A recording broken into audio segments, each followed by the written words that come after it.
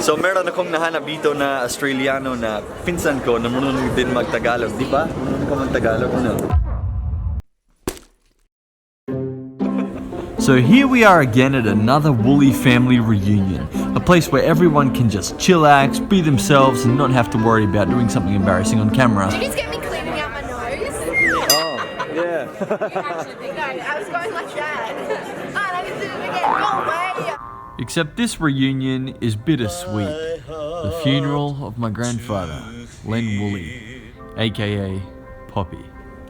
Brooke, you know the part where I cried? I cut it out, man. Oh, Fuck! of course Dwight would be the one to fall in the grave. Mate. And then Jack fell in the grave. Pagkatapos ng funeral, kain daw tayo.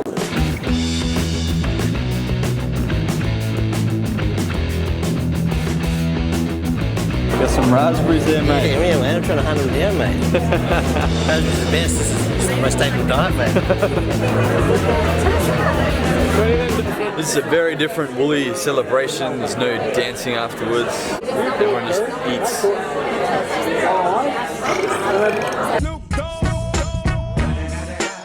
I suppose eating makes you happy. Now this video goes out to all the Filipinos watching. I want to introduce you to some of my family that can speak Tagalog. How's your food, Hallie? It's yummy. Yummy. We got some pakwan. Ikaw lang yung Filipino dito, pare. Sorry, mate. I didn't understand what you... Wait, say it to me. I'll get the answer. What? Hindi. Hindi, no. No is hindi. Hindi. Hindi. Hindi. Hindi. Ali, tara na. Punta na tayo sa eskwelahan mo. Sige na, tara na, tara na.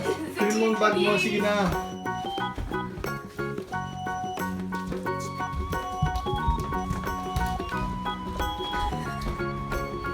Ali, teka. Saan yung violin mo? Naiwan ko. Kunin mo na. Sige na, kunin mo na. Handa ka na, Hali. Sige, tara na. Now meet my cousin, Connor Jury. Mamiss po ba yung pagkain nito, Connor? Masarap talaga po. Diba? Depende sa pagkain talaga. Ito? Sarap to? Okay naman. Anong tawag dito? Walang tawag sa English, sa Tagalog. Talaga? Sa waray-waray. Wow, wala talaga. Kahit anong lingwahe. So meron akong nahanap dito na Australiano na pinsan ko na marunong din mag-Tagalog, di ba? Marunong ka mag-Tagalog, ano? Konti lang talaga. Meron ka sa'yo, fluid ka. Saan ka nakatira sa Pilipinas? Sa Cavite, province mismo. Sa province mismo. Maraming ibang area pero maganda siya. Ang galing. Kilala na sila. Kaya sila. So ilang years ka nandun sa Pilipinas? Hindi pa abot na dalawa. Okay. Malapit lang. Ang galing. Parang 24 months. Ganun ba? So 2 years talaga, 24 months. Dito po kami sa chapel. Ayan. May funeral talaga. Ayan. Yung Lolo lolo mo, ko. diba? Lolo ko. Lolo niya, Namatay. tito ko, namatay po siya. Yung ibang araw. Pero Nasa okay langit naman. na siya. Kasi Diba? Nasa langit. Nasa langit talaga. Tama. Kasi nakita ko siya parang isang araw bago siya namatay. Yan. Maganda yun. Makikita tayo sa kanya ulit, no? Opo. Joke. Pagkita talaga. So ito po si Connor, siya yung pinsan ko. Di ba pinsan ba tayo? Opo, pinsan naman. Nakatira, Pangatlong pinsan or parang ganun. Parang ganun. Nakatira ka sa Tagaytay, di ba? Yeah, Tagaytay. Ilan buwan? O ilan? 4 na buwan. Nag-surf ka doon sa, Alfonso? Hindi po, pero malapit lang. Sa San Pedro, Dasmariñas, Salitran, Laguna, Laguna. San Pedro, Laguna. Okay. Maganda sa mission. Di ba? Namiss ko yung mga Pinoy. Oo nga. Yung pagkain, street foods. Eh di, punta ka na doon, makatira ka na doon, maging artista ka din. Maging YouTube ka din. Pangina ako talaga sa lahat. Okay naman sa gitara pero eksakto lang. Yun. Mag-rockista ka na lang.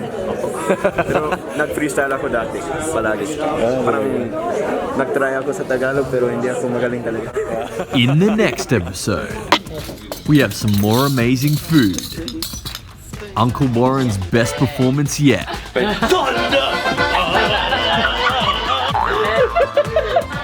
My cousin's birthday party.